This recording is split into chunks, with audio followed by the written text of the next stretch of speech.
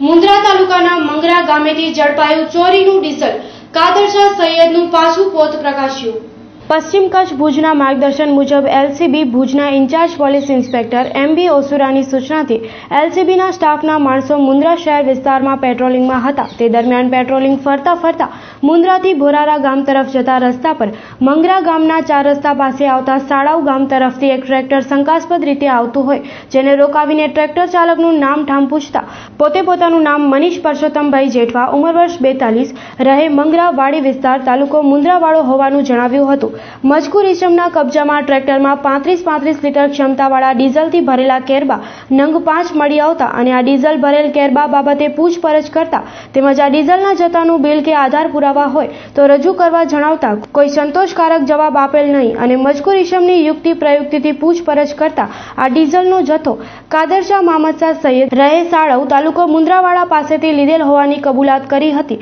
જેથી આ ડીઝલ કોઈ ચોરી કે છળ કપટથી મેળવેલ હોવાનું શક વહેમ હોય આ 35 લીટરની ક્ષમતાવાળા કેરબા નંગ 5, જેમાં ડીઝલ લીટર 175, કિંમત ₹10,500 તેમજ ડીઝલની હેરફેર માટે ઉપયોગમાં લીધેલ ટ્રેક્ટર કિંમત ₹3 લાખ, એમ કુલ કિંમત ₹3,10,500નો મુદ્દામાલ સીઆરપીસી કલમ 102 મુજબ કબજે કરી મજકૂર ઇસમને સીઆરપીસી કલમ 41(1)D મુજબ અટક કરી આગળની તપાસ અર્થે મુન્દ્રા મરીન પોલીસ સ્ટેશને સોંપવામાં આવેલ છે.